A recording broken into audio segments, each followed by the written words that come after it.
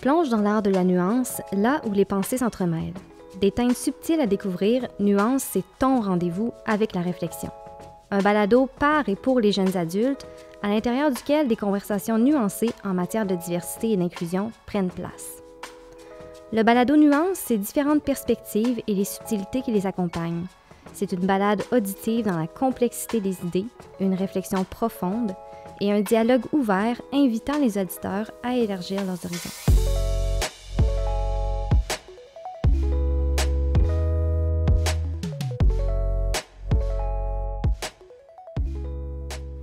Dans cet épisode du Balado Nuance, je discute avec Simon de trucs et astuces pour mieux vivre avec le syndrome de Gilles de la Tourette. Pour en apprendre davantage sur Simon et son expertise dans le domaine, écoutez notre épisode qui porte sur les mythes entourant le syndrome de Gilles de la Tourette.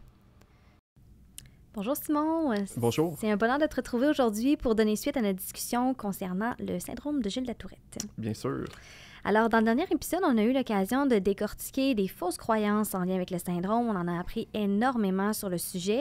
Puis, aujourd'hui, on aimerait aborder plus spécifiquement des stratégies, des trucs, des astuces pour mieux vivre avec le syndrome de Gilles de la Tourette et pour outiller, en fait, nos auditeurs pour qui souhaitent favoriser leur bien-être ou ceux de leurs proches. Oui. Ça te va? Parfait. Oui, tout à fait. Donc, avant d'aller plus loin, est-ce que tu peux nous rappeler brièvement là, qu'est-ce que c'est le syndrome de Gilles de la Tourette? Oui, donc le syndrome de Gilles de la Tourette est un trouble neurodéveloppemental qui vient avec des tics moteurs et des tics phoniques. Donc, comme je l'expliquais dans le dernier épisode, il y a des tics moteurs simples, des tics moteurs complexes, des tics phoniques simples et des tics phoniques complexes. Mm-hmm. Les plus prévalents, les plus fréquents sont les tics moteurs simples, comme les clignements des yeux, les grimaces faciales, les haussements des épaules, les tics dans les doigts, les pieds, etc. C'est ce qu'on va voir le plus fréquemment. Les tics suivent généralement une trajectoire développementale, donc vont apparaître à la début de l'âge scolaire, 4 à 6 ans peut-être, vont atteindre un maximum de sévérité à peu près en même temps que la puberté, et bien souvent vont diminuer en sévérité et en fréquence durant l'adolescence et l'âge adulte. Comme je le mentionnais aussi dans le dernier épisode, le syndrome de Gilles de la Tourette vient souvent avec des troubles associés, donc 90% des gens atteints du syndrome de Gilles de la Tourette ont un autre diagnostic de trouble de santé mentale ou de trouble neurodéveloppemental. Mm-hmm. Donc, on peut penser au TDAH, aux troubles obsessionnels compulsifs, à l'anxiété, la dépression, les crises de rage ou épisodes explosifs. Donc, c'est des choses qu'on va voir relativement souvent dans le syndrome de Gilles de la Tourette. Aussi, je pense qu'on n'avait pas parlé dans le dernier épisode, mais c'est une condition qui a une transmission familiale assez importante. Donc, il y a une certaine composante génétique qui, à ce jour, n'est pas super bien compris. Donc, il y a certains gènes candidats qui ont été identifiés, mais on n'a pas d'idée très claire par rapport à comment ça se transmet concrètement, quels sont les gènes impliqués, quels sont les mécanismes qui expliquent la transmission. Mais on sait qu'à travers les familles, ça se transmet. Donc, un parent qui a un syndrome de Gilles de la Tourette a plus de chances de le transmettre à son enfant. Très intéressant. Merci pour la mise à jour. Alors, Simon, j'aimerais savoir quels sont les défis quotidiens auxquels les personnes qui vivent avec un syndrome de Gilles de la Tourette sont confrontées. Est-ce qu'il y a des données là-dessus? Oui, bien, les principaux défis, c'est de vivre avec des tics. Donc, c'est pas... Je pense que personne souhaite ça à la base. Donc, du moment où on a des tics, bien, il faut apprendre à vivre avec, mais ça vient avec différents défis. Donc, il y a des défis qui viennent du regard des autres, donc en public, dans les transports communs, au travail, à l'école, les autres enfants, les collègues de bureau, les gens qu'on croise dans la rue, dans les transports communs, peuvent regarder, passer des commentaires, avoir des jugements, pointer du doigt. Donc, tout cet aspect-là, c'est un des défis avec lesquels les personnes atteintes du syndrome de Gilles de la Tourette doivent apprendre à vivre. Malheureusement, parce que, je veux dire, l'humain étant ce qu'il est, bien souvent, les gens... Puis je veux pas nécessairement porter le blâme, pour quelqu'un qui n'est pas éduqué par rapport à ça, puis qui voit quelqu'un qui a un syndrome de Gilles de la Tourette qui est relativement sévère, bien, ça peut être spectaculaire dans certains cas, puis ça peut surprendre. Donc, je peux comprendre jusqu'à un certain niveau que les gens soient comme intrigués ou ça passe des commentaires. Je pense que justement, ce qu'on fait aujourd'hui, c'est un travail d'éducation, puis ça aide à ça, Tout à ça fait. aide à mieux comprendre ce que c'est, puis ça aide à diminuer les jugements que les autres peuvent avoir envers les gens qui vivent avec le syndrome de Gilles de la Tourette. Donc, ça, c'est un des défis. L'autre défi, ben, il peut être davantage personnel, ou en tout cas directement en lien avec l'éthique. Donc, l'éthique, bien souvent, ben, comme j'en parlais dans le dernier épisode, l'éthique, c'est un mouvement qui est répétitif. Donc, la personne fait le même tic plusieurs dizaines, centaines, milliers de fois dans la même journée. Dans certains cas, ça peut venir douloureux, tout dépendamment du tic. Des fois, le clignement des yeux n'est pas très douloureux, mais des fois, des tics dans les épaules, un tic où la personne va tourner le cou ou envoyer la tête en arrière, ça peut mener à des douleurs musculaires. Ça peut aussi causer des blessures cervicales. Donc, dans les cas les plus sévères, des blessures à la moelle épinière, c'est pas impossible que ça arrive. OK. Des fois, les personnes peuvent se briser comme des os ou se fouler certaines parties du corps. Donc, dans les cas plus extrêmes, c'est des choses qui peuvent arriver. Je pense que pour la majorité des gens, ça va être davantage des douleurs musculaires du fait de faire le même tic plusieurs milliers de fois par jour. Donc ça, c'est clairement un défi qui peut venir du fait d'avoir des tics. Ensuite de ça, ben, les conditions associées amènent également leurs défis. Par exemple, si on pense au TDAH, ben, la personne, qu'elle soit enfant ou même adulte, va devoir composer avec des difficultés attentionnelles, de l'hyperactivité, souvent avoir davantage de risques de dépression, d'anxiété. On peut avoir plus d'obsession, de compulsion, même si on n'a pas de diagnostic de TOC.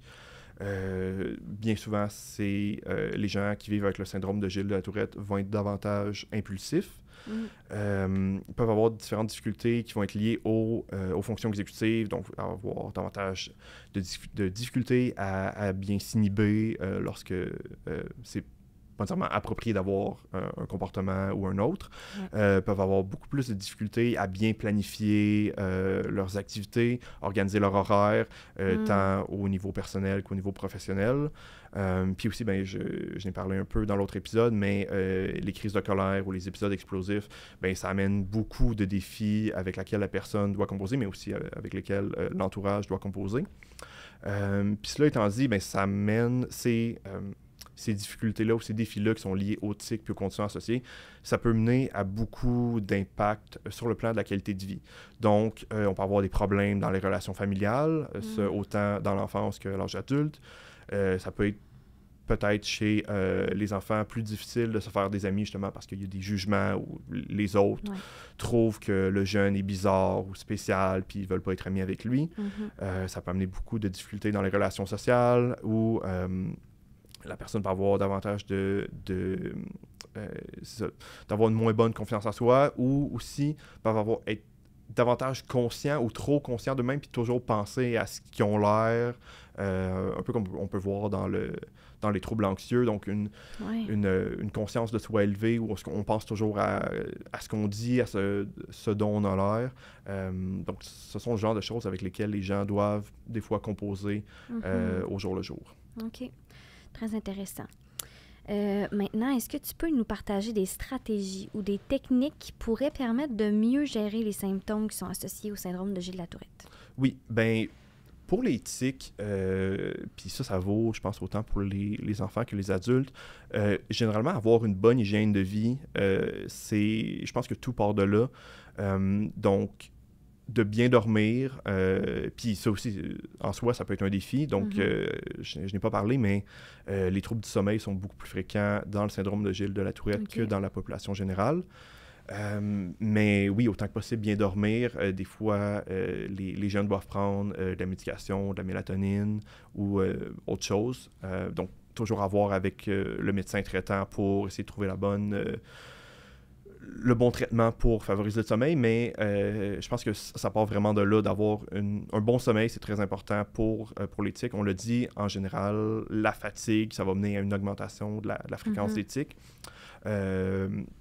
Aussi, après ça, ben c'est sûr que si on pense aux adultes, avoir une bonne hygiène de vie, donc pas trop consommer d'alcool, de drogue, d'essayer d'avoir des activités physiques, d'avoir le mode de vie le plus sain possible. C'est sûr que ça aide pour l'éthique, ça aide pour à peu près tout en général, mais c'est un bon point de départ. Ensuite de ça, on peut penser à des activités de relaxation, donc trouver des moments dans la journée où on peut se détendre. Des fois aussi à l'école ou peut-être même au travail, avoir un endroit où la personne peut aller pour relâcher l'éthique, relâcher la tension, puis après ça revenir à son poste de travail ou revenir dans la classe puis se sentir plus détendu. Donc c'est une stratégie en milieu scolaire qui est plus souvent adaptée. À l'abri des regards, j'imagine. Oui, à l'abri des regards, comme une espèce de local de retrait qui n'est pas punitif, mais où ce que la personne peut aller pour se libérer, se détendre, puis après ça revient dans la classe ou à son poste de travail, puis peut être plus fonctionnel à ce moment-là. Avoir des activités plaisantes dans lesquelles la personne s'accomplit. En général, la concentration, c'est quelque chose qui diminue l'éthique. Donc, souvent, quand une personne va être concentrée à faire quelque chose qu'elle aime, aura pratiquement pas de tic. Donc, si la personne peut se trouver des activités... Puis aussi, je pense que ça... il y a un peu d'essai-erreur là-dedans. On m'a déjà rapporté que l'enfant avait essayé plusieurs activités physiques, puis avait trouvé que c'était la natation qui fonctionnait pour cette personne-là. Donc, quand elle nageait dans la piscine, elle avait pratiquement aucun tic, puis elle avait essayé auparavant plusieurs autres sports dans lesquels elle avait des tics. Donc, des fois, c'est un peu d'essai-erreur, mais lorsqu'on trouve une activité dans laquelle on s'accomplit, qu'on a du plaisir, puis qu'on est concentré en la faisant, ça peut aider à ne pas avoir de tic pendant cette période-là. Quelque chose d'autre qui est important par rapport à en fait, une stratégie pour mieux contrôler les tics, c'est d'identifier les situations dans lesquelles on est plus propice d'avoir des tics. Et essayer, une fois que ces situations-là sont identifiées, de ne pas s'y exposer ou de s'y exposer le moins possible. C'est pas toujours possible. Je veux dire, il y a des situations stressantes dans lesquelles on a plus de tics, puis qu'on doit quand même vivre. On n'a pas le choix. Oui, c'est ça. Je pense par exemple aux exposés oraux chez les jeunes. Souvent, c'est quelque chose qui va être stressant. Je sais que de nos jours, je pense que c'est possible des fois de le faire avec l'enseignant uniquement si la personne est trop stressée. Personnellement, j'ai tendance à croire que c'est important de le faire des fois devant la classe, mais je comprends aussi la détresse que certaines personnes peuvent vivre, puis que c'est plus adapté pour eux de le faire seulement avec le prof, mais c'est un exemple de situation dans laquelle, une situation qui peut être à risque d'augmenter l'éthique, puis qu'on peut trouver une manière de contourner pour justement que la personne ne soit pas exposée à une situation où avoir des tics ou avoir plus de tics serait risqué. Surtout là, dans un contexte, par exemple, d'exposé oraux où on est en public, là, de vivre des jugements... C'est peut-être une situation qu'on voudrait éviter. Oui, exactement. Parfait.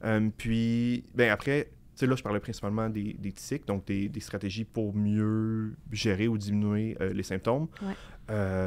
J'ai parlé des crises de colère ou des épisodes explosifs un peu plus tôt.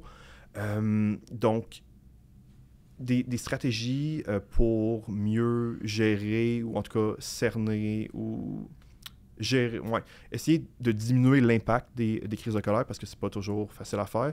Quand une crise de colère est commencée, quand un épisode explosif est en cours, il n'y a pas grand-chose qu'on peut se faire sauf essayer de gérer l'environnement puis de s'assurer que la personne ne se blesse pas puis ne blesse pas les autres. Mais la personne a tellement peu de contrôle sur ce qu'elle est en train de faire que c'est difficile d'intervenir à ce moment-là. L'intervention se fait davantage avant que la crise explose. Donc, on peut penser à avoir... mais au fur et à mesure que l'enfant ou même l'adulte fait des crises, on va essayer d'identifier les déclencheurs des épisodes explosifs. Puis à ce moment-là, quand on a identifié les déclencheurs ou les situations, on peut agir sur ces éléments-là. Aussi, encore là, je pense que c'est peut-être plus adapté pour les adultes que les enfants, mais essayer de se retirer quand on sent qu'on va exploser. Des fois, c'est un peu plus difficile pour un enfant de sentir que l'épisode explosif s'en vient. Je pense que l'adulte a peut-être plus une meilleure vision, ou en tout cas une meilleure perception des éléments principalement physiologiques qui peuvent être physiologiques et psychologiques qui peuvent être liés à l'apparition ou la survenue probable d'une crise ou d'un épisode explosif, puis il peut prendre la décision de se retirer puis dire comme je me sens pas bien, là, je Ouais. sens que je vais exploser, je vais m'en aller, puis on se reparle plus tard. Tu sais, OK. je pense que ça peut être une stratégie Tout à fait. peut-être plus facile à implémenter pour les adultes que les enfants, mais qui peut aider à diminuer l'impact des épisodes explosifs. Ouais. J'ai le goût de te demander, Simon, c'est peut-être pas le cas. Est-ce que les crises de colère chez les personnes qui sont atteintes du syndrome de Gilles de la Tourette, c'est comme les crises chez un enfant, par exemple, ça va être déclenché par toutes sortes d'événements où il y a vraiment des déclencheurs ciblés là, qui sont documentés chez les personnes qui ont un syndrome de Gilles de la Tourette? Je pense par exemple à quelque chose de sensoriel. Est-ce que c'est quelque chose qui est le cas ou pas? Oui, ben, je suis un peu en train de... dans mes travaux de recherche, d'essayer de mieux identifier ça. OK. Oui, il y a certaines caractéristiques. Comme tu le disais, oui, des aspects sensoriels, ça peut mener à la survenue d'une crise de colère. Je ne l'ai peut-être pas mentionné dans l'épisode précédent, mais dans le syndrome de Gilles de la Tourette, l'hypersensibilité sensorielle, c'est quelque chose qui est relativement fréquent. Souvent, les jeunes vont avoir de la difficulté avec les coutures des pantalons, les boutons de pantalon, les coutures des bas, les coutures Souvent, chez les jeunes garçons, les jeans, ça va être compliqué. OK. Souvent, les pantalons de jogging vont gagner sur les jeans. On peut penser des fois les cache-coups. Des fois, des détails qui peuvent vraiment sembler anodins, puis la plupart des gens vont pas percevoir, Ouais. mais à cause de l'hypersensibilité sensorielle, le jeune ou moins jeune qui a un syndrome de Gilles de la Tourette va vraiment sentir, va avoir des sensations physiques que les autres vont pas vraiment réaliser. OK. Par exemple, les coutures des bas, je pense que la plupart des gens pensent pas vraiment à ça, Non. mais c'est quelque chose qu'on me rapporte souvent chez les jeunes qui ont le syndrome de Gilles de la Tourette. Beaucoup de difficultés avec des aspects sensoriels liés aux vêtements. Donc ça, c'est un point qui peut mener aux épisodes explosifs. Il semble y avoir une certaine rigidité comportementale dans le syndrome de Gilles de la Tourette. Puis justement, on a un projet de recherche en ce moment où on cherche à mieux établir le lien entre cette rigidité ou inflexibilité comportementale et la survenue d'épisodes explosifs. Donc, on pense que les gens qui ont le syndrome de Gilles de la Tourette aiment avoir des routines très précises, veulent toujours que les choses soient faites de la même façon. Puis, lorsqu'ils ne peuvent pas, ou lorsqu'ils sont contredits ou que leurs plans sont contrecarrés par leurs parents, par exemple, souvent, ça peut être un élément qui va mener au déclenchement d'une crise, d'un épisode explosif. OK. C'est vraiment intéressant. Merci beaucoup. Alors, maintenant, je te demanderais comment les amis et la famille peuvent fournir un soutien aux personnes qui vivent avec le syndrome de Gilles de la Tourette. Oui, bien, la première chose à faire, qu'on soit amis, famille, collègues, peu importe, la meilleure chose dans la grande majorité des cas, c'est d'ignorer les tics, de faire comme si la personne n'avait pas de tics, de ne pas passer de commentaires, parce que quand on parle des tics, généralement, la personne va avoir plus de tics. Quand quelqu'un qui vit avec le syndrome de Gilles de la Tourette pense à ses tics, parle de ses tics, bien souvent, les tics vont augmenter en sévérité. OK. C'est quelque chose qui a été assez bien documenté dans la littérature scientifique. C'est quelque chose que les gens rapportent bien souvent. Donc, on recommande toujours d'ignorer les tics, de ne pas passer de commentaires par rapport à ça. Par exemple, lorsqu'il y a un nouveau tic qui apparaît, parce que les tics vont et viennent, comme j'en parlais un peu dans l'épisode précédent, varient beaucoup selon le temps, mais aussi ils changent, leur nature change. Donc, on peut penser à quelqu'un qui peut avoir un tic de clignement des yeux, puis 2 semaines plus tard, le tic de clignement des yeux n'est plus là, puis il est remplacé par un tic de haussement des épaules. Puis le tic de haussement des épaules va être là pendant 6 mois. 2 mois plus tard, il va apparaître un nouveau tic qui va être une grimace faciale. Les deux vont coexister pendant quelques mois. Après ça, le tic de clignement des yeux peut revenir. Donc, les tics ont cette caractéristique-là, ou cette nature-là qui vont changer à travers le temps. Donc, lorsqu'un nouveau tic apparaît, surtout s'il peut être un peu plus... je sais pas, spectaculaire ou qui peut plus attirer l'attention, ben on va pas poser de questions par rapport à ce tic-là, puis demander comme, est-ce que c'est un tic, ce que tu fais? Tu sais, on peut essayer de deviner, de lire entre les lignes. Peut-être que des fois, mais tu sais ça, je donnerais, mettons, le conseil pour tout le monde, là, on parle pas de ça. Des fois, le parent, ça va être approprié de demander aux jeunes comme ça, est-ce que c'est un tic, est-ce que tu le sais? Il y a certaines situations dans lesquelles je pense que ça peut être approprié d'avoir cette discussion-là avec son enfant, mais je pense pas que c'est approprié pour l'enseignant ou pour comme un collègue de bureau. Ça va juste mener à avoir plus de tics. Donc, c'est pas quelque chose qu'on va conseiller aux proches.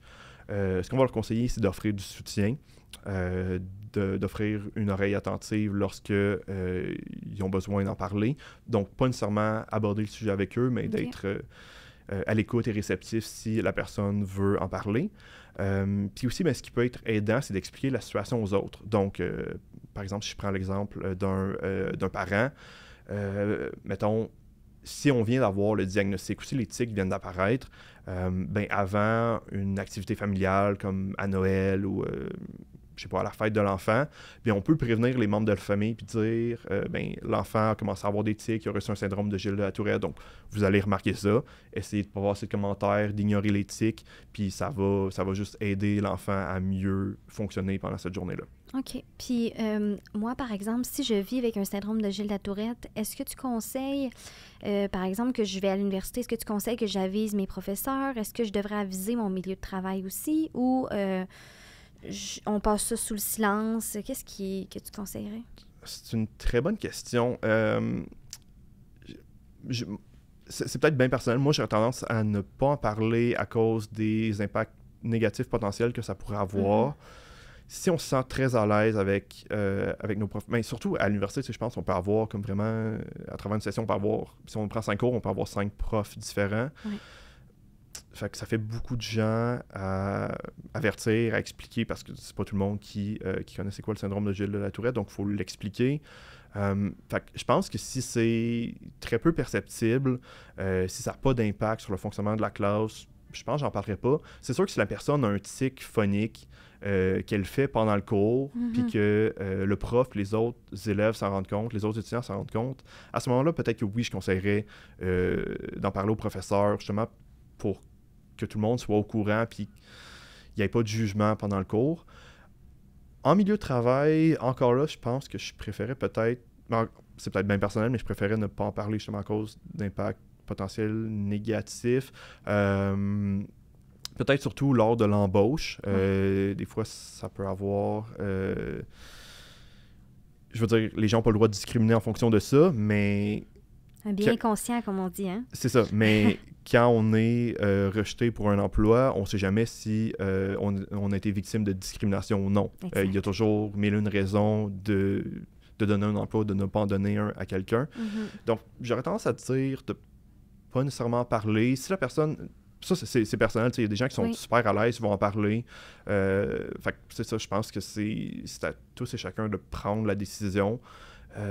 Encore là, ça dépend aussi beaucoup des employeurs. Je pense qu'il y a certains milieux où ça va être pas mal mieux vu. Si je pense à des emplois en relation d'aide, des emplois dans le domaine d'éducation, je pense que ça va être davantage mieux vu, puis ça sera pas un problème. Plus compris. Ouais, c'est ça.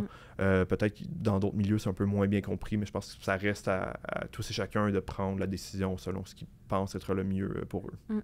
C'est parfait. J'aime beaucoup ta réponse. Alors, je ne sais pas si tu avais terminé là, avec le soutien aux personnes. Oui, par rapport à la famille. Parfait.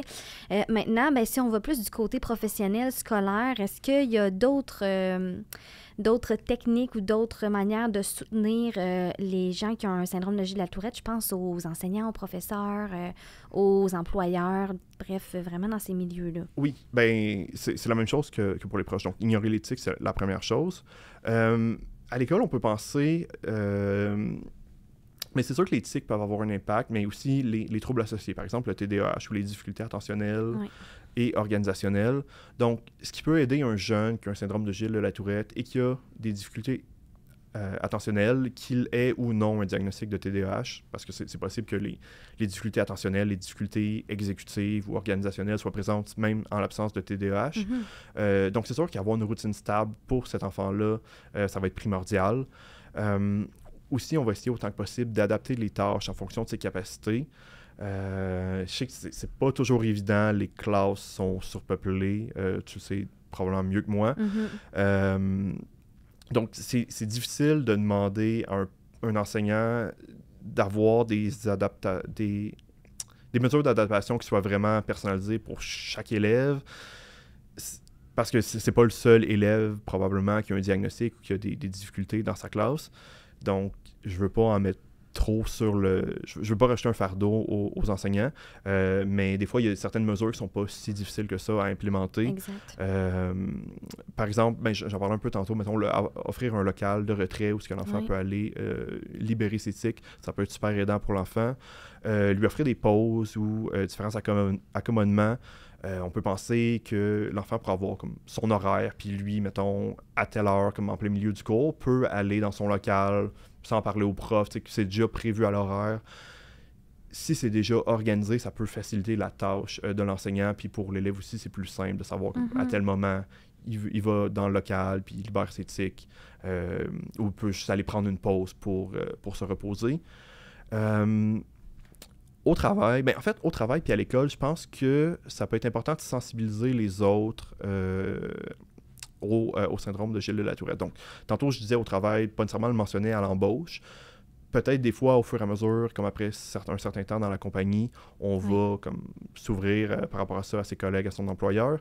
Si c'est une approche que la personne veut prendre, on peut penser à organiser une activité de sensibilisation auprès des collègues pour que les gens comprennent mieux. En milieu scolaire, bien souvent, on va... Il y a certains services que l'Association québécoise du syndrome de la Tourette va offrir en termes de présentation, d'activités de sensibilisation pour une classe. Donc, quelqu'un peut aller expliquer ce qu'est le syndrome de Gilles de la Tourette, mentionner que dans votre classe, il y a un jeune, puis on peut le nommer ou pas, mais dire il y a un jeune qui vit avec le syndrome de Gilles de la Tourette, il y a des tics, c'est ça, ces symptômes, ça vient avec ça. Il est un peu différent, mais il n'est pas méchant pour autant. Les tics ne sont pas contagieux, vous n'allez pas les attraper. Donc, des activités de sensibilisation, ça aide à un peu déconstruire ce qu'est le syndrome de Gilles de la Tourette, le démystifier. Fait que ça peut être aidant pour le jeune. Ça lui permet d'être mieux compris par ses camarades de classe. Puis aussi, on peut penser à une dernière chose qui peut être autant applicable, je pense, en milieu de travail qu'en milieu scolaire, c'est de limiter les bruits et les distractions. Comme je le disais, souvent, il y a des difficultés attentionnelles, donc on veut essayer d'offrir un espace de travail ou un espace où le jeune peut faire ses travaux scolaires qui est le plus... où il y a le moins de bruit ou de distraction possible. Des fois, pour certains jeunes, ça va être de porter des coquilles qui va être aidant. Des fois, je suis pas certain qu'il y ait vraiment des études scientifiques par rapport à ça, mais des fois, être dans un coin retiré de la classe, peut-être que pour certaines personnes, ça peut être aidant. Moins proche de la porte, par exemple, il y a beaucoup de déplacements. Moins proche de la porte, moins proche de la fenêtre, des fois. Si on pense à des jeunes qui ont le TDAH, des fois, d'eux-mêmes vont se lever en plein milieu de la classe pour aller se promener. C'est même un des critères diagnostiques du TDAH, comme se lever quand on n'est pas supposé le faire. Donc, c'est ça. Si on peut limiter les distractions, ça peut aider le jeune à mieux fonctionner à l'école. Oui, puis j'imagine que c'est un aspect qu'on peut prendre en compte aussi si on est un employeur, là, puis on sait qu'on a un employé qui vit avec ce syndrome-là, de prévoir son bureau dans un espace où il va être à l'aise de travailler, pas trop à l'affût des déplacements. Oui, totalement. Tu sais, je pense, mettons, à des emplois de bureau où on est dans un cubicule. Souvent, ça vient très bruyant, il y a beaucoup de circulation. Fait que des fois, on peut penser à trouver un coin qui est un peu plus retiré, ou des fois, si on a un bureau fermé, on peut l'offrir à cette personne-là. Donc, ça peut être un accommodement qui pourrait être adapté pour une personne qui vit avec le syndrome de Gilles de la Tourette. Super, merci beaucoup. Alors maintenant, on irait plus du côté des approches ou des traitements qui sont disponibles. Donc, qu'est-ce qui existe là en termes d'approche de traitement pour le syndrome de Gilles de la Tourette? Oui, il existe principalement 2 grandes catégories de traitements. La première, c'est les traitements pharmacologiques, donc la médication. On a 2 principales classes de médicaments qui sont utilisés dans le syndrome de Gilles de la Tourette. La première, c'est les neuroleptiques, ou c'est aussi connu sous le nom d'antipsychotiques. Donc, c'est appelé comme ça parce qu'à l'origine, c'était des médicaments qui étaient donnés pour les gens qui souffraient de schizophrénie. Ce sont une médication qui agit sur le système dopaminergique, qui vise à diminuer les niveaux de dopamine qui sont en circulation.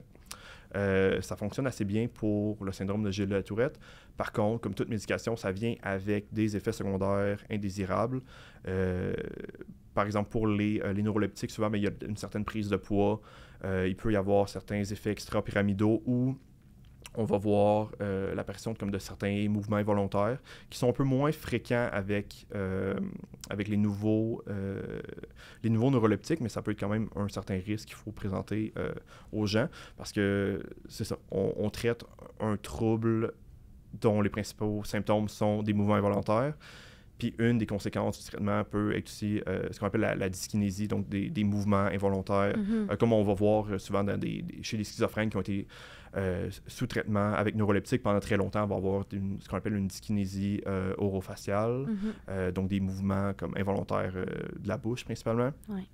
Donc, avec les nouveaux neuroleptiques, c'est moins fréquent. Mais c'est quand même quelque chose qu'il faut mettre en garde, je pense, les gens qui vont aller chercher ce genre de traitement-là, mais ça fonctionne quand même très bien pour traiter les tics.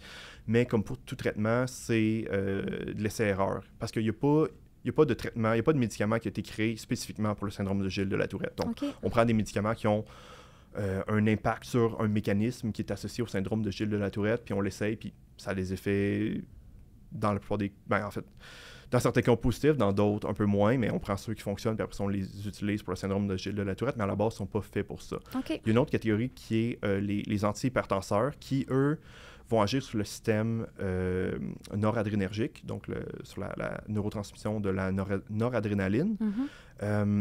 Donc, c'est des médicaments qui, à la base, sont faits pour l'hypertension, mais qui ont des impacts positifs dans le syndrome de Gilles de la Tourette. Généralement, on va avoir des symptômes, des effets secondaires qui vont être un petit peu moins sévères que les neuroleptiques, mais encore là, viennent avec des potentiels effets secondaires. Donc, c'est à prendre en considération. Ça, c'est la première grande catégorie de traitement.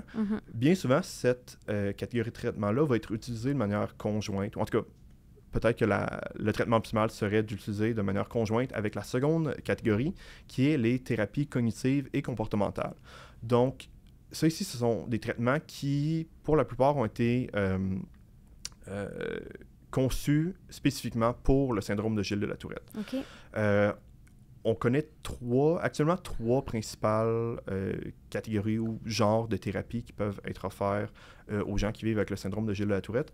La plus populaire à travers le monde, mais principalement aux États-Unis, c'est ce qu'on appelle le CBIT, pour Comprehensive Behavioral Intervention for Tics, donc intervention globale ou compréhensive pour les tics. C'est une thérapie dans laquelle on va, je vais expliquer les grandes lignes, c'est vraiment ça se base sur une technique qui est vieille d'une cinquantaine d'années qui s'appelle le renversement d'habitude, où on va essayer de créer une réponse alternative au tic. Donc, on prend le tic et une sensation prémonitoire qui est associée, et au lieu du tic, on va essayer de développer une réponse alternative qui va être incompatible avec la survenue du tic. Okay. Par exemple, si on passe à un tic des doigts, mais une réponse alternative et comme incohérente ou incompatible avec le tic, ça va être de mettre la main dans sa poche. Ouais. La personne ne peut pas faire le tic si elle a la main dans sa poche. Ou si elle a un tic, par exemple, je sais pas, du bras, mais ça peut être comme de serrer, de croiser les bras. Donc, en tenant ses bras, par exemple, dans son coude, elle ne peut pas faire son tic du bras. Donc, on vient créer une réponse alternative qui est incompatible avec la survenue du tic. C'est quelque chose qui fonctionne quand même bien. Les études rapportent une diminution des symptômes d'environ, je pense, d'environ 50% chez les enfants et d'environ 40% chez les adultes. Ça ne fonctionne pas pour tout le monde, mais pour les gens chez qui ça fonctionne plutôt bien. C'est une approche qui vise un tic à la fois, par contre. Ouais, donc, on va vraiment cibler un tic. Il y a d'autres techniques qui visent davantage, comme tous les tics, qui sont peut-être un peu plus globales. Une de celles-ci s'appelle l'exposition avec prévention de la réponse. C'est quelque chose qui est utilisé dans d'autres troubles de santé mentale, par exemple pour les phobies, pour le TOC, ça va être utilisé, pour l'anxiété aussi. Donc, on va exposer la personne à la sensation prémonitoire. Donc, par exemple, dans les phobies, on va exposer la personne à l'élément envers lequel la personne a peur. Dans le cas du syndrome de Gilles de la Tourette, on va exposer la personne à la sensation prémonitoire. Donc, essentiellement, on va apprendre à la personne à tolérer la sensation prémonitoire dans le but de briser le cycle de renforcement négatif. Okay. Donc, quand on voit une vidéo de ça, ça a l'air très cruel parce que En fait, c'est essentiellement de dire à la personne « fais pas ton tic ». C'est plus complexe que ça, donc puis c'est pas la personne qui le fait elle-même, c'est avec un thérapeute. Mais c'est ça, ça peut sembler un peu cruel comme traitement, mais ça fonctionne très bien. C'est davantage utilisé en Europe qu'ici. Je sais qu'il y a quelques années, ils l'offraient à Sainte-Justine. Donc à Sainte-Justine, ils ont une clinique Tourette où il y a quelques années, ils offraient ce traitement-là. Je ne suis pas certain s'ils l'offrent encore. Okay. C'est une possibilité, mais c'est plus populaire en Europe. Puis sinon, il existe un troisième modèle de traitement qui s'appelle la thérapie cognitive psychophysiologique, qui a été développée à Montréal par Feu Kieran O'Connor, qui était un de mes collaborateurs durant mon doctorat. Et c'est une thérapie qui s'intéresse beaucoup aux facteurs qui visent davantage les facteurs globaux liés au syndrome de Gilles de la Tourette. Ça vise notamment les situations à haut risque, à haut risque de présenter des tics. Il y a aussi des exercices de discrimination, de relaxation musculaire pour mieux comprendre et identifier les muscles qui sont impliqués dans les tics. Donc, c'est un traitement qui est peut-être plus... je vais dire, peut-être un peu plus complet, qui vise pas uniquement un seul tic à la fois, comme pour le CBIT, mais qui vise comme l'ensemble des tics et les mécanismes sous-jacents aux tics. C'est aussi un traitement qui est peut-être plus accessible ici au Québec, parce que les gens qui ont été formés par Kieran O'Connor, par Julie Leclerc aussi, qui a travaillé avec ce modèle de traitement-là et qui l'a adapté aussi pour les enfants. Donc, les gens qui ont été formés par ces deux chercheurs-là dans bien des cas, ont appris ce traitement-là. Donc, il est peut-être plus disponible dans des cliniques privées au Québec. Mais reste qu'il y a malheureusement, il y a encore peu de traitements comportementaux qui sont offerts, comportementaux et cognitifs qui sont offerts au Québec. Ce sont des approches qui sont offertes par des psychologues dans les cliniques de psychologie? Oui. Pour la dernière, la thérapie cognitive psychophysiologique, oui. C'est vraiment une psychothérapie il faut être psychologue pour l'offrir. L'exposition avec prévention, la réponse, je pense qu'à Sainte-Justine, c'était un ou une infirmière qui le faisait. Donc, à ce niveau-là, je pense pas que c'est considéré comme une psychothérapie, puis ça prend un psychothérapeute pour l'offrir. Puis pour le CBIT, il y a peu de personnes au Québec qui sont formées pour l'offrir, mais je sais qu'aux États-Unis, plusieurs professionnels de la santé peuvent l'offrir. Par exemple, des ergothérapeutes peuvent offrir le CBIT. Je ne suis pas sûr que c'est le cas au Québec à ce jour, parce que aux États-Unis, c'est beaucoup la Tourette Association of America, donc l'association américaine de la Tourette, qui offre ces formations-là. Et je pense que pour les gens au Québec qui veulent se former, doivent aller aux États-Unis pour recevoir la formation. Donc, c'est peut-être pour ça qu'il n'y a pas beaucoup de gens qui sont formés au Québec pour l'offrir. Très intéressant. Puis, donc, j'ai parlé de deux principales catégories de traitements. Il y en a d'autres qui sont un peu moins fréquentes, mais qui peuvent être très bénéfiques pour certaines personnes. Une de celles-ci, c'est la stimulation cérébrale profonde. Donc, la stimulation cérébrale profonde, essentiellement, c'est une opération... Mais en fait, ça nécessite une opération cerveau pour implanter des électrodes qui vont stimuler certaines régions du cerveau. Donc, comme son nom l'indique, c'est quelque chose qui est très invasif. Il faut opérer le cerveau de la personne. Donc, c'est réservé aux gens qui ont un syndrome de Gilles de la Tourette qui est très sévère et qui est réfractaire aux autres traitements. Pour les gens qui reçoivent ce traitement-là, généralement, ça fonctionne assez bien. Ils peuvent avoir une grande amélioration des tics et aussi de leur qualité de vie, parce que c'est des gens qui ont une qualité de vie qui est très diminuée avant de recevoir ce traitement-là. Mais c'est ça, c'est réservé à des cas qui sont assez extrêmes. Puis, je voudrais finir en parlant d'un autre traitement qui pourrait révolutionner le traitement du syndrome de Gilles de la Tourette. Il y a quelques années, il y a une équipe de recherche à l'Université de Nottingham au Royaume-Uni qui a développé un nouveau traitement. Ils appellent ça la stimulation du nerf médian. Donc, ils ont développé un bracelet. À l'origine, c'était pas vraiment un bracelet, c'était une stimulation qui était appliquée au poignet. Maintenant, ils ont développé une compagnie, puis ils ont mieux packager leur affaire avec un bracelet qui est plus esthétique. Mais essentiellement, c'est un bracelet que la personne porte au poignet qui va envoyer une stimulation électrique. Puis, le nerf médian va relayer cette stimulation-là au cerveau. Puis, ça va avoir un impact sur certains mécanismes qui sont liés à la génération des tics. Il y a certaines vidéos en ligne Si vous googlez Median Nerve Stimulation en anglais et Tourette Syndrome, vous devriez être capable de tomber sur ces articles-là. Puis il y a des vidéos qui montrent à quel point ça peut être drastique pour certaines personnes. Donc, on a des gens qui ont des tics qui sont très sévères, qui impliquent la coprolalie. Donc, la personne va dire des jurons, va avoir plusieurs tics phoniques, moteurs complexes. Et lorsque la stimulation du nerf médian est envoyée, les tics sont pratiquement éteints. La personne va avoir peut-être quelques tics résiduels dans le visage, des tics, des clignements des yeux, mais ça, pour certaines personnes, ça a vraiment un effet qui est assez drastique. OK. Donc, je vous invite à aller googler ça, c'est vraiment impressionnant. Puis, c'est ça, c'est vraiment en développement. Selon ce que j'ai entendu dire, c'est qu'au Royaume-Uni, ça serait disponible au public général vers 2026. Après ça, je ne sais pas ici, ça doit passer les étapes réglementaires avec Santé Canada. Même chose aux États-Unis. Avec le CDC, je crois, qui gère ça. Mais en tout cas, des instances réglementaires qui doivent approuver ce genre de traitement-là. Mais selon moi, d'ici une dizaine d'années peut-être, ça pourrait révolutionner le traitement du syndrome de Gilles de la Tourette. C'est super intéressant, vraiment. Puis, j'imagine que pour les conditions qui sont associées dont tu parlais là, un peu plus tôt dans le dernier épisode, il y a aussi certains traitements qui peuvent être efficaces. Oui, bien évidemment, pour le TDAH, c'est principalement de la médication qui est offerte. Il y a une croyance populaire qui dit que, ou en tout cas c'est rapporté des fois par les parents, que la médication ou les stimulants pour traiter le TDAH, qui est souvent traité avec des psychostimulants, aurait un impact délétère sur les tics, donc mènerait à une augmentation de la sévérité des tics. Okay. Il y a plusieurs études qui ont démenti ça.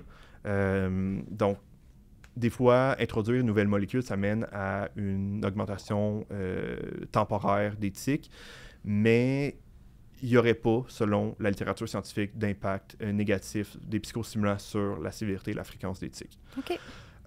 Ensuite, ben, pour anxiété et dépression, ça va être généralement de la psychothérapie comme pour la dépression ou l'anxiété dans la population générale. Puis aussi, on peut penser à des traitements, mettons pour les conséquences des tics. La physiothérapie, ça peut être approprié si on a de la douleur. Ça peut aider à mieux gérer ou à diminuer la douleur. Je pense aussi à l'ergothérapie, ça peut être pertinent pour les gens qui ont des difficultés motrices ou des difficultés de traitement de l'information sensorielle, comme ceux qui ont de l'hypersensibilité. Ça peut être très aidant pour ces personnes-là. OK, super intéressant.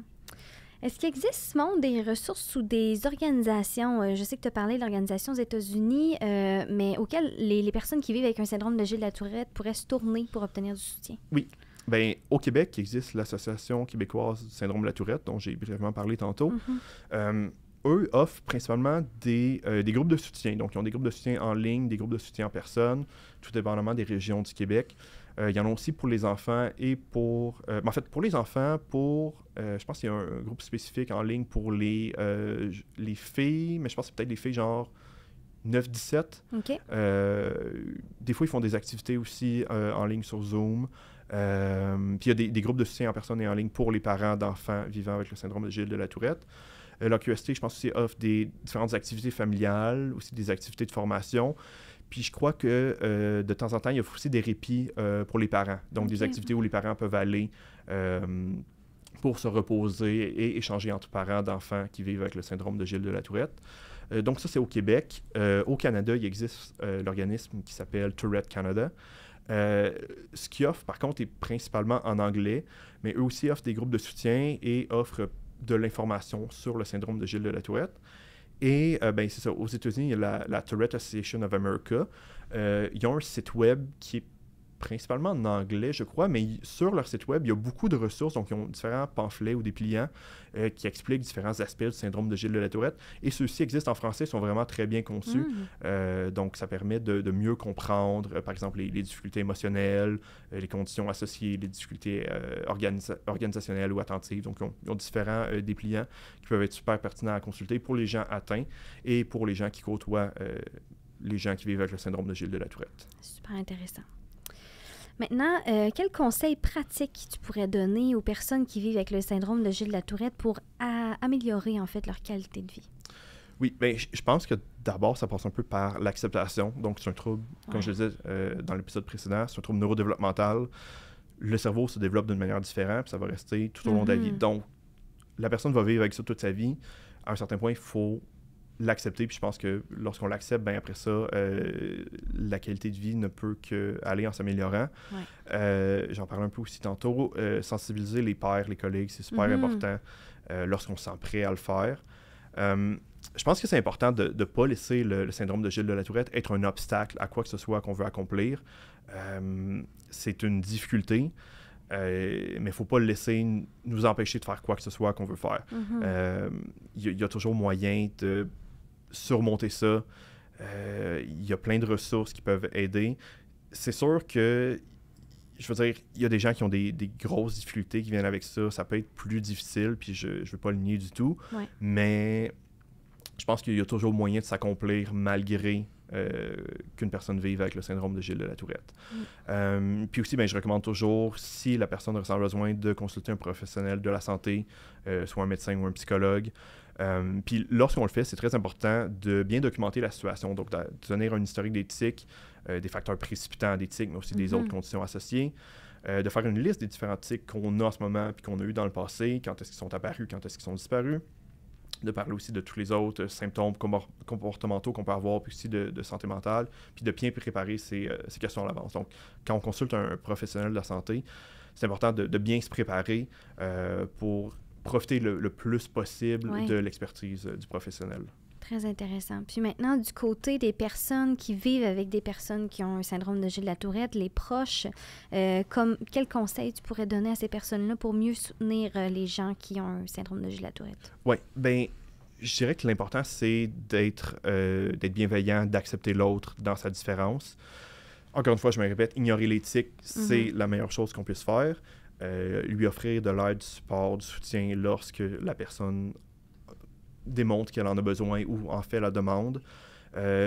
Aussi, je pense que ça peut montrer une certaine forme de respect de s'informer au sujet du syndrome de Gilles de la Tourette. Puis ça montre à quel point comme on tient à la personne puis on veut mieux comprendre sa réalité.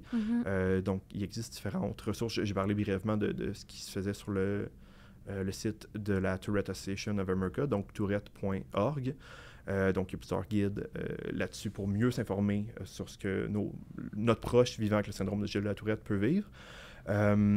Puis aussi, ben, je pense que c'est important aussi pour les familles et les parents d'enfants de syndrome de Gilles de la Tourette de s'assurer que tout ne tourne pas autour du syndrome de Gilles de la Tourette, puis de ne pas laisser le syndrome de Gilles de la Tourette tout dicter ou prendre toute la place. Parce que des fois, quand dans une famille, on a un enfant qui vit avec un trouble neurodéveloppemental, des fois, ben, les parents sont un peu surmenés, puis ça vient que ça prend toute la place, puis les autres enfants peuvent se sentir délaissés, ou des fois, la routine familiale est trop adaptée ou changée en fonction, ou orientée vers le trouble neurodéveloppemental, ce qui est un peu au détriment des autres enfants, puis au détriment des parents en même temps.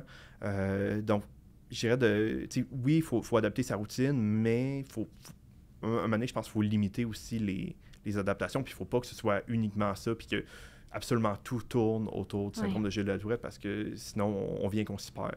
C'est un très bon conseil.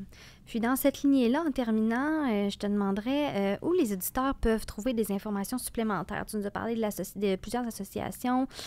Si moi, je veux en savoir plus, est-ce qu'il existe des livres, des sites Internet vers lesquels je peux me tourner? Oui, donc, en termes de livres, ma collègue Julie Leclerc a écrit un très bon livre il y a déjà une quinzaine d'années, je crois, mais qui s'appelle « Quand le corps fait à sa tête », qui est un très bon livre de vulgarisation pour expliquer aux adultes ce qu'est le syndrome de Gilles de la Tourette.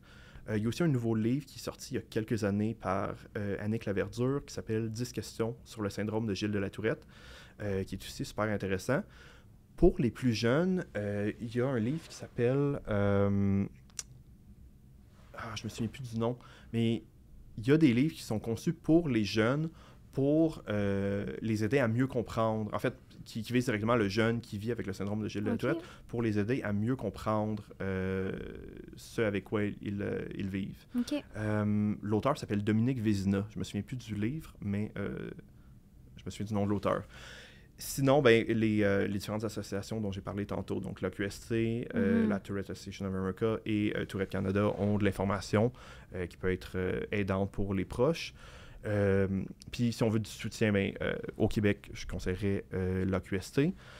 Sinon, en termes d'information, ben, sur mon site internet, j'ai tous mes articles scientifiques. Donc, si les gens sont un peu intéressés à plus en apprendre sur la science du syndrome de Gilles de la Tourette, simonmoranbeaulieu.com. Tous mes articles sont là en format PDF.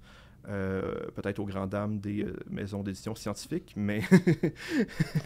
C'est super comme ça. Oui. Et sinon, ben, si les gens cherchent des options de traitement, ben, peuvent consulter les cliniques de psychologie ou neuropsychologie au privé proche d'eux.